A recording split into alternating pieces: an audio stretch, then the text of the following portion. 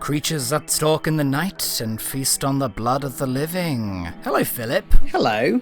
What blood type are you? Just, morbid curiosity. You know what? I don't know. I should know. That feels like something I should know. I might be in an accident one day. It seems I've put on the deadly assassin. That's the wrong episode. Oh, no. We'll keep recording. Shall I pause? Yes, please. It's the Time Lord Victorious Blu-ray, and it's having some fun with me. That would have been a strange commentary. You could have been watching State of Decay, and I'm just here watching Deadly Assassin, and Yeah. I guess it would match up at some point. This is a professional production here at Davis Industries. There's a reason I don't run a podcast, that's for sure. State of Decay, first time, right out the gates.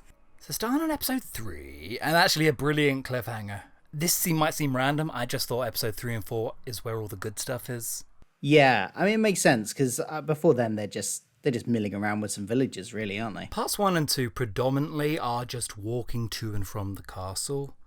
And it's gorgeous, it's lovely, but because it's such an atmosphere piece, you do almost forget that it's just walking to and from the castle. And also a bit of Adric kind of getting adopted by the friendly local couple at the pub.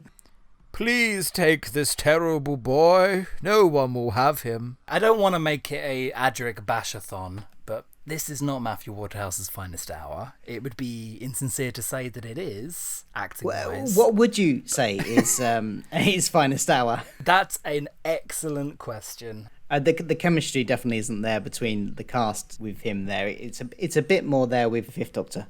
Initially, when he came on set, he went to say hello to Tom, and Tom basically told him to piss off. Oh my god. It's just like, I don't think they got on. I really do get the sense that Matthew Waterhouse isn't even on his radar. I don't think he makes eye contacts with him in Logopolis. There's a lot of not making eye contact from the Doctor in this era, especially with Romana, because we'll probably notice it at some point, but he just doesn't look at her, because this is when they were dating or married. What a mess.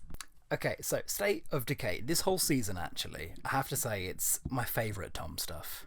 It's my favourite stuff that Baker does. There's Hammy, and then there's... Oh, and then there's Hammer horror. Hammy horror? I don't know. That was the beginning of a thought. Can I name... There's Orcon. There's... Xylac.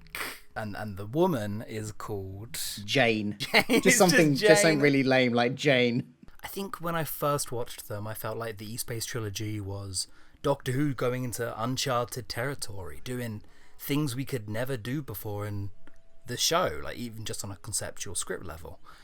But it's not really that, is it? It's... I don't know, this belongs in this season every bit as much as the others. Yeah. I think the only reason I thought that is maybe because it feels like a Hinchcliffe story. John Nathan Turner had been like trying to get it more science focused, and this is much more the gothic horror stuff again. So that's it. That's what doesn't quite fit, doesn't it? Because it takes a sci-fi turn. Like, there's a nice Gallifreyan twist at the end of this vampire gothica. No, it's kind of a weird transition between the two sort of eras of the show.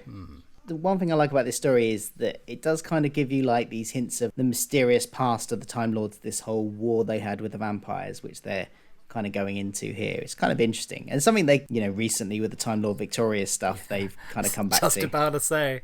Yeah. This is why you're my guy for this. I feel like we were the only two Time Lord Victorious defenders on all of YouTube. Oh, yeah. This is the first mention of a Dark Times. And all those mythology lore buffs in the 1980s just turn on. Yeah, it's good. In Time Lord Victorious, there is a female general called Rassilon. Now, do you think, in your mind, is that the Rassilon, or is it just a case of like, Rassilon was a common name, and like... it's like John. At school, they would be like, like John, there would be like 5 Rassilons in your year at school, and, you'd be running into them all the time. That's funny, and I like that idea. It's very sweet. Wouldn't that be like a bunch of kids in your school called Napoleon? Yeah. But until the Napoleon came along, there probably was a lot of Napoleons until the Napoleon, and then after that, everyone goes, well, we can't use that name anymore. Apparently, they actually did whack him full on in the nose with the door, and that's why he then sort of actually... That stumble is completely genuine. Oh, this fella's wired up to the Nintendo 64. I really like the meshing of genres. It's something Doctor Who did really good in the Hinchcliffe era. It knows it's always Doctor Who, so it's always going to have an element of camp to it. This is a really earnest story. Even though you've got actors flaring up, it still really takes itself seriously. Dignified textbook vampires. I guess I'm just really happy that Doctor Who can walk that line. These villagers really don't get up to much, do they? They're a rebellion of some kind, but they're a rebellion who are quite happy to just sit around and discuss things. They're basically the People's Judea Front from Monty Python. They're just sitting around discussing what they're going to do and not actually doing anything. Neoliberal party against the vampires. Ugh. I'd say feudal future. Does that work? Yeah. Because if I seem to remember correctly, they're from a crashed ship, or at least the vampires are. Now, my big vampire media was, I grew up with the Darren Shan series of books, and Castlevania. I'm a big vampire head, the more I think about it. My main vampire thing growing up was Buffy the Vampire Slayer, so... I still need to watch. It's good. I want to watch it and see how it informed Revival Who. I really want to. Yeah, it's good. It's slightly now tarred by, just generally Joss Whedon being a not... It's a bit jossy. Adric's got a new do. I have to start calling him Adric. Almost episode 4, and the Doctor's just clicking that vampires are actually here. Yeah, by wheeling out really old books. Oh, the Doctor's reading the TARDIS wiki. Yeah, get the exposition in there. If we just print off all exposition for every episode, that would save us so much time. On what looks like a receipt roll. Been to Morrison's, done a big shop. And even so, I would say this is the best scene in the whole story. Just because Tom totally sells it. I love the idea that even the most bohemian Time Lord, is still in their DNA contracted to hunt down and kill the great vampire. Well, of course, if the Doctor was of Gallifreyan DNA. Oh, that's a good point. Yeah. Maybe they added it in. Maybe Tecteun added it in. Adric gets a bit taken with the whole idea of immortal life. And I know, the Doctor doesn't see any of this. But Romana doesn't tell him? It's not the first time. It's not the last time that he, sides with the enemy either. No. Oh, look at those hands. Oh, they're loving that. Oh, he's getting a bit frisky, actually. I'd keep an eye on him. I think every single cliffhanger happens in that room, other than the bats. The bats! And we're back in! With those bloodsuckers from Mars. Honestly, whatever planet we're on, I'm not paying that much attention. What is the planet called? What if it's just called Decay? And that way the title takes on a dual meaning. The state of this place. Didn't you tidy? I know this sounds bad. I always forget which stories Terrence Dicks does. Because he's got so many. Well, also, even the ones he didn't write for television, he probably did the target novelization for. So. Yes, exactly. And I read some of those before watching them. So I'm just going to bring up his CV. Because this stands a good chance of being one of his best, in my humble opinion. Oh, as just a writer, not a script editor or anything, as a writer, he only did a handful. Okay. But also in that handful is Horror Fan Rock and Brain of Morbius. So, yeah, he's the go-to gothic guy, more than I remember. That guy is just looking far too frisky for his own good there. Nobody will be seated for the gripping Adric subplot. I think Adric might have been a little bit more interesting if he had just been a blooded vampire prince the whole time. Just like a little blood-sucking brat on the TARDIS. Okay, one thing I really, really like about this story is that the Doctor and Romana are actually treated pretty well at first. By the vampires? Yeah, they get thrown in a dungeon. But the second the Orcon, the main vampire, meets the Doctor, he's thrilled to meet him. You could live forever, could I? Tom is such a safety blanket in this one. Because he's mastered his craft at this point. He can make you laugh and feel safe in even the grimmest story just by saying the word in different cadences, Even in this season when he's kind of he's not putting his full effort into everything. He's still engaging. Oh, Mr. Baker, Sleepy Tom as I like to call him, he's totally checked out by this point. But I think an unspoken amount of being the Doctor is just knowing when to go, He's just playing himself at this point. Yeah, no, this was the moment I decided we should use State of Decay. The Doctor gets back to the TARDIS at the midpoints and then decides, how do I save the day? And he just sort of looks around and he goes, oh yes, I've got a time machine. How do I make a grand entrance? Oh yeah, I just land. How do we storm the castle? Oh, K9. I'll just use K9. He's got everything he needs on him. No clever thinking is needed in this one at all.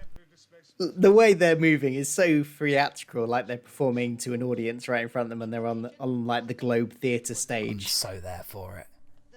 Glampires. That's the word I was trying to come up with. Glampires. I like it. I have no problem with vampires just being a fixture of the series.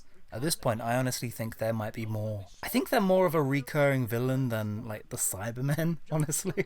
Can you imagine if the Ninth Doctor had been in this story? You know how he treats Adam after Adam makes one little mistake of getting a thing installed? Just imagine how he'd react to Adric agreeing to become a vampire. I do wish more of this story was set on location. I always say that. I know it's a spaceship that's meant to look like a castle, but, you know. These corridors especially, they look like the kind of castle walls you'd find at Disneyland, where they are so obviously a fake wall. That's rough on Disneyland, I'd say. Let's say Blackpool Pier. Maybe Pleasurewood Hills, then. I'm with you. This was the easiest takeover ever. That was literally the extent of their revolution. 3 guards. I keep that motherfucking thing on me, master. Oh, there's one. See? Yeah, get him. They thought they got Get them him, all. boy. One got away. See, like, look at this. I've only just noticed the guy with the crown's beard. That is one ornate beard. You can tell the bad boy of the group by the goatee beard. Drink us all and grow strong. K9 ruling over from his throne. Oh, yeah. I forgot this was his departure story.